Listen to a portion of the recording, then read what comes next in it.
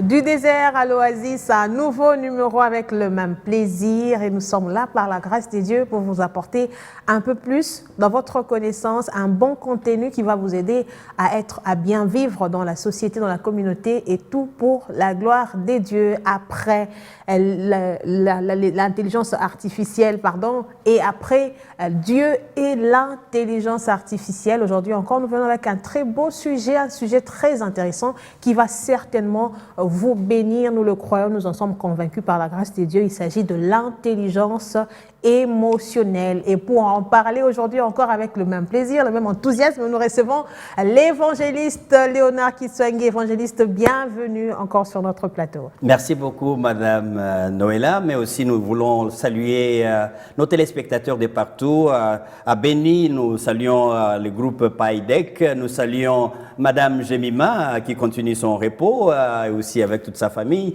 Nous voulons vraiment être très reconnaissants à toute l'équipe B1, la direction qui nous donne encore le privilège d'utiliser ces espaces pour bénir les peuples de Dieu. Soyez bénis. Et surtout, bonne année encore, on n'a pas encore dit, bonne année, très belle année 2024 à tous nos téléspectateurs qui nous suivent, comme l'évangéliste l'a dit, partout dans le monde. Et nous revenons dans notre sujet qui est l'intelligence émotionnelle et on aimerait déjà savoir d'entrée de jeu, évangéliste, quel rapport existe-t-il entre l'intelligence et l'émotion? Mais vous savez, Madame Noëlla, comme j'ai discuté avec le professeur Yaoul, professeur en passant, qui est professeur à l'Université pédagogique nationale, il est tellement partisan de cette émission, partageant avec lui sur l'émotion et l'intelligence, il croit, et nous l'avons cité quelque part, que sans la notion humaine, tout ce que l'homme fait reste dans l'homme animal. Et ça, j'ai beaucoup aimé. Et donc, dans l'intelligence artificielle, comme nous l'avons dit dans l'émission passée, nous trouvons là-bas la machine qui vient à la rescousse de l'homme pour augmenter, si vous voulez bien, pour couvrir le gap, les limites que l'homme peut avoir pour produire, pour avoir une productivité massive, pour avoir une productivité même à des endroits qui soient à haut risque. Et donc, nous avons dit que ça c'était un des avantages, n'est-ce pas, de cette intelligence artificielle. Mais cependant, il y a l'intelligence d'un côté, mais l'émotion de l'autre côté. Parce que nous avons dit, quand Dieu intervient dans la création, tout ce qu'il crée, c'est pour servir à la satisfaction totale de l'homme. D'où il y a là-dedans la dimension amour de Dieu. Et l'amour, c'est un sentiment. Et ces sentiments se trouvent dans le cœur de l'homme. Et donc nous avons d'un côté l'intellect, les raisonnements, et les gens parleraient de l'intelligence ou de l'attitude cartésienne, où les gens restent logiques, ils restent carrés comme on dit, mais vous pouvez être carré et manquer les buts.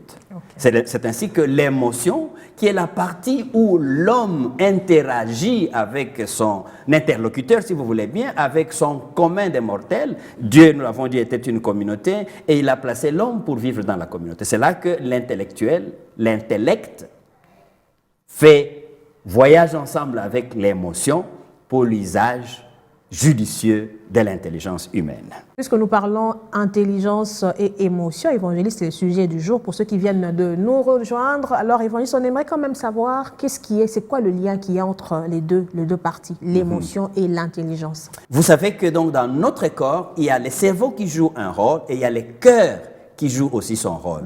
Et les deux se trouvent à un niveau tel que dans notre cerveau, il y a les différentes parties du cerveau qui entrent dans la structure émotionnelle, cognitive.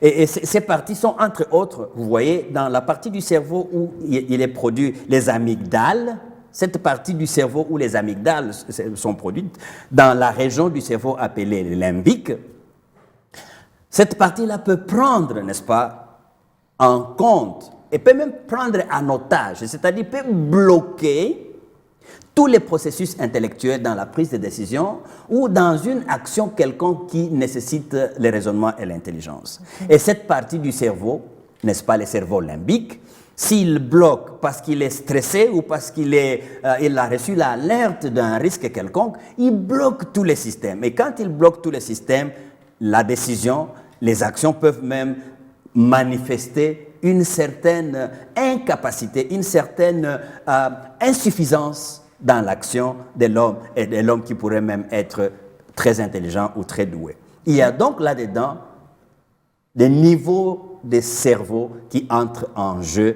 pour faire marier la raison et l'émotion. Quels sont ces niveaux, puisque vous venez de les évoquer tout à l'heure? Voilà, donc je disais, une personne qui pouvait être tellement intelligente, mais qui arrive à agir comme une personne qu'on appellerait idiote. Pourquoi? Parce qu'il y a là les cerveaux, par exemple, les limbiques qui entreraient en jeu et qui bloqueraient. Donc il y a 3 niveaux de cerveau pour les besoins de la cause de notre émission que nous devrions considérer ici. Et ces 3 niveaux, donc un premier niveau où le contrôle de nos émotions ou de nos sentiments est tout à fait léger. Et il y a un deuxième niveau qui est un niveau où le contrôle est moyen. Et il y a un troisième niveau qui est un niveau où le contrôle est plus élevé de manière à ce qu'il y a l'émotion est contrôlée, l'émotion est maîtrisée et gérée dans la prise de décision ou dans un raisonnement quelconque qui devait être le cas, n'est-ce pas? Oui. Vous avez évoqué 3 niveaux, évangéliste, mais on aimerait un peu en savoir un peu plus sur ces 3 niveaux, évangéliste, en quelques mots. En quelques mots, donc les raisonnements est du niveau intellectuel du cerveau. Mais l'émotion est plus du niveau sentiment du cœur. Et donc, comme quelqu'un d'autre faisait allusion à l'intelligence du cœur ou au cerveau du cœur. Là, c'est le premier niveau. Et donc, ce premier niveau qui nous permet, n'est-ce pas, de gérer des réflexions et des fois même un niveau qui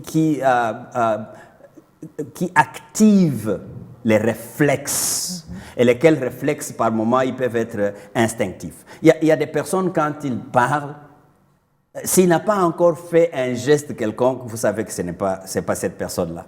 Donc il y a des gestes que cette personne est censée poser tout au long de son discours. Et les gens peuvent dire non, ça c'est un geste qui est un réflexe naturel à lui. Ce genre de réflexe, ce genre d'éléments stéréotypés viennent pas nécessairement par l'intelligence classique, mais ça vient par l'intelligence émotionnelle où à ce premier niveau du cerveau, c'est l'instinct qui est simplement dégagé et ça passe dans ce sens. Par exemple, à ce premier niveau aussi, vous avez les éléments qui sont contrôlés, tels qu'avoir la faim, avoir la soif. C'est des choses que les premiers niveaux du cerveau gèrent. Et c'est pourquoi tout le monde, quand il a soif, vous savez qu'il exprime qu'il a soif, etc. Et quand aussi, à ce niveau-là, il y a des hormones qui se créent dans l'homme, c'est à ce niveau-là du cerveau. Et c'est souvent, comme vous avez appris, qu'il y a des femmes qui peuvent immédiatement se trouver en train de passer par des règles. Et pourtant, ce n'est pas la période normale. Qu'est-ce qui se passe? Le premier niveau du cerveau a actionné les réflexes et ces réflexes a créé naturellement un comportement, mais c'est un comportement qu'on peut appeler aussi épidermique. C'est ce premier niveau-là. Mais le deuxième niveau, où notre cerveau contrôle les émotions qui nous permettent d'agir ou de prendre des décisions, c'est un niveau intermédiaire. Et ce niveau intermédiaire, c'est le niveau qui a la responsabilité, n'est-ce pas, de gérer ce que nous appelons la vision ou la prévision. Ici, il y a quand même un peu un niveau de contrôle assez élevé. Le contrôle de quoi? L'intelligence et l'émotion. Alors donc, lorsque ce niveau, le cerveau gère en collaboration avec le cœur, vous trouverez qu'il y a, par exemple, quelqu'un qui s'assoit, qui essaye de projeter dans une période de temps la vision qu'il veut accomplir. Et qui peut aussi projeter la provision qui devait accompagner cette vision. Ça, c'est un niveau de l'intelligence quand même un peu élevé. C'est pas beaucoup de personnes peuvent faire ça. C'est pourquoi vous voyez, il y a des femmes qui vivent dans leur foyer, ils ne vivent qu'au jour le jour. Il n'a pas atteint le niveau où son intelligence peut lui permettre de projeter dans l'avenir ce qui doit arriver et de faire une provision de ce qui doit accompagner cela. Ça, c'est le deuxième niveau. Et notre vie est d'une manière ou d'une autre gérée aussi à ce niveau-là, qui est un niveau intermédiaire et tout le monde peut arriver à ce niveau-là. C'est le niveau où est activée la peur. Quiconque peut avoir la peur et quand il a peur, il peut fuir ou quand il a la peur, il peut se cacher parce qu'il pense à l'avenir. Et le troisième niveau de notre cerveau où les deux arrivent à l'équilibre, c'est-à-dire les raisonnements et les sentiments ensemble équilibrés pour donner une action valable, c'est le troisième niveau de notre cerveau. Et ce troisième niveau est le niveau où il y a un plus haut degré de contrôle de nos actions, de nos motivations, de nos intentions. Et c'est pour cela que tu verrais, l'intelligence classique te dit que tu as l'arme, c'est pour tuer. Et les Kadogo, à l'époque, permettez-moi les cas, ils avaient appris comment utiliser l'arme, la gâchette. Oui. Mais ils ne savaient pas que la gâchette, on ne peut pas l'utiliser n'importe quand et n'importe comment. Donc voilà, il faut ces niveaux-là, et ces niveaux-là doivent être un niveau que Kant dit, seul l'homme et l'animal qui a reçu la capacité de gérer les émotions à ces niveaux-là, parce que le contrôle de ce que l'intelligence artificielle ou de ce que l'intelligence classique te pousse à faire est contrôlé et réglementé à ces niveaux-là. Tu as raison, à 100%. Mais à ce niveau-là, ton cerveau te dit non, il ne faut pas agir en tapant ou en insultant et il arrive alors la maîtrise. Et c'est à ce niveau-là que le Saint-Esprit, pour ceux qui sont dans le Seigneur, et je vous en convie, vous aussi, d'être dans le Seigneur. Vous aurez les bénéfices d'utiliser le Saint-Esprit qui va vous aider, non pas à utiliser votre intelligence de manière abusive, mais de manière contrôlée et équilibrée. Et c'est à ce niveau-là que nous avons, Madame Noëlla, la complexité d'événements et des choses dans notre vie ne peuvent être gérées et contrôlées que par ces troisième niveaux de notre intelligence. 80% de nos actions sont gérées là-bas. Merci beaucoup, évangéliste. Je pense que nous allons conclure avec quelques cas d'utilisation de l'intelligence émotionnelle. Est-ce que vous pouvez nous en donner quelques-uns, évangéliste? Tout à l'heure, je venais de parler de l'intelligence émotionnelle qui doit faire partie absolument de la vie au quotidien.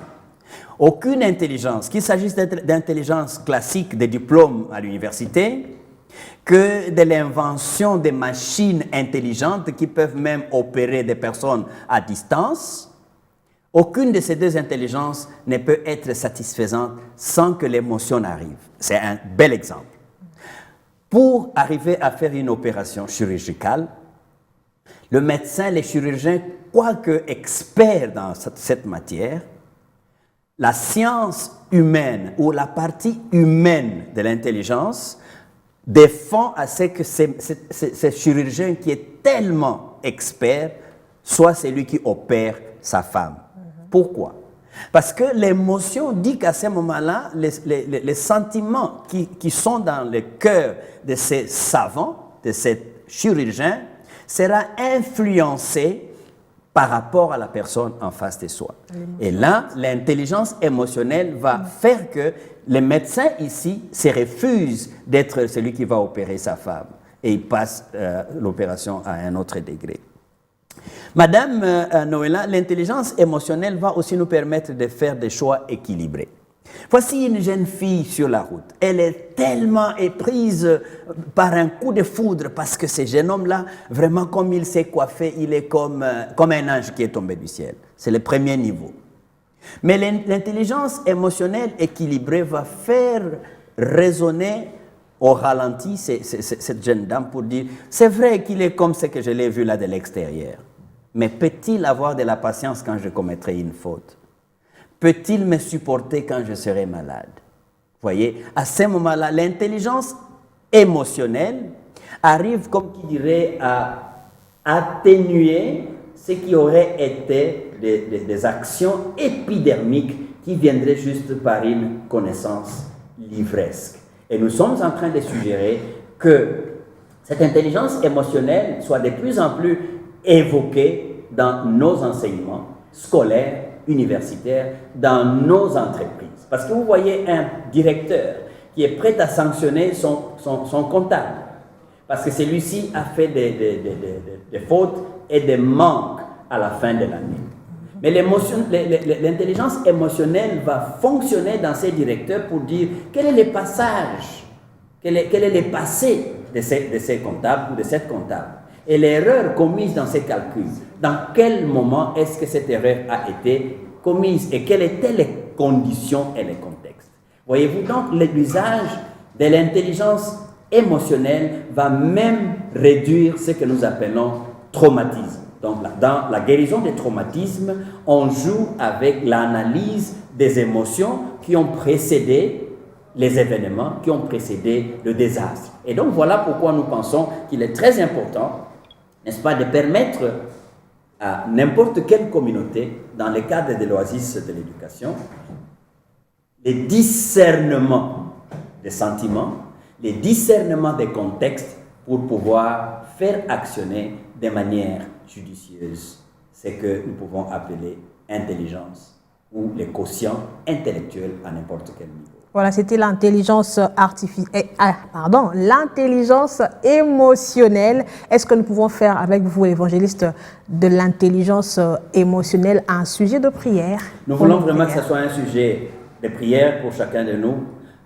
pour que cette dimension de notre intelligence fasse partie de toutes nos actions pour équilibrer tout ce qui peut être des exploits de l'invention de l'homme ou ce qui peut être de l'invention des formations académiques. Est-ce qu'on peut prier pour nos téléspectateurs? Père de gloire, merci de nous aider à avoir un contrôle des sentiments, avoir un contrôle des émotions en présence des cas de décision à prendre, de manière à ce que, quoi qu'arrive, nous ne puissions pas juste agir comme au premier niveau, qui est un niveau épidermique, qui tiendrait même compte juste d'un savoir sans tenir compte du savoir-être et du savoir-faire. Je prie que nous puissions prendre de plus en plus conscience de ce qu'il n'y a pas que l'intelligence artificielle et classique, mais qu'il y a aussi les contextes de l'autre, de l'émotion et le sentiment qui nous rend effectivement humains et moins animaux. Que ceci soit la priorité et la demande de chacun de nous dans le comportement au quotidien. Au nom du Père, du Fils. Amen, amen. Ce sera tout pour l'émission d'aujourd'hui, mais cette émission est à retrouver sur notre chaîne YouTube Africa Enterprise DRC. Vous pouvez avoir l'intégralité de cette émission et aussi le partager, n'est-ce pas, à tous vos frères et vos sœurs pour que tous nous puissions bénéficier de cette grâce. On se retrouve très prochainement pour un nouveau numéro par la grâce de Dieu, bien sûr. Au revoir.